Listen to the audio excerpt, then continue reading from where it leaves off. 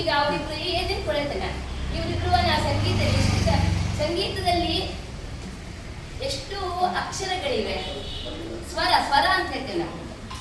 ಎಷ್ಟು ಸ್ವರಗಳಿವೆ ನೋಡುವ. ನಾವು ಸಂಗೀತಕ್ಕೆ ನೋಡಿ, ಒಂದು ಮನೆಯನ್ನ ಕಟ್ಟಬೇಕಾದ್ರೆ ಆ ನೆಲೆಗಟ್ಟು ಕರೆಕ್ಟ್ ಆಗಿದ್ರೆ ನಾವು ನಾವು ಕೊನೆಯ ತನಕ ಅಜ್ಜಲ ಮುತ್ತಾತ ತನಕ ನಾವು ಗಟ್ಟಿಯಾಗಿರ್ಬೋದು. ಆ ಮನೆಯ ನೆಲಗಟ್ಟೆ ಸರಿ ಇಲ್ಲದ್ರೆ ಏನು ಮಾಡ್ಲಿಕ್ಕಾಗಲ್ಲ. ಅದಕ್ಕೆ ನಾವು ಸಂಗೀತ ಕಲಿಬೇಕು, ಸ್ವರಗಳ ಜ್ಞಾನ ಬೇಕಾದ್ರೆ ಬೇಗ ಏನೇನು ಕಲ್ತಿದ್ಯಾ, ಸ್ವರಗಳೆಷ್ಟು ಎಲ್ಲ ನೋಡ್ಕೊಂಡು ತೆಗೀರಿ, ಬರ್ಕೊಳ್ಬೇಕೀಗ. ನಾನು ಏನ್ ಹೇಳಿದ್ರೆ ಅದನ್ನ ನೀವು ಬೇಗ ಬೇಗ ಕನ್ನಡದಲ್ಲಿ ಬದಲಾಗ್ತದ.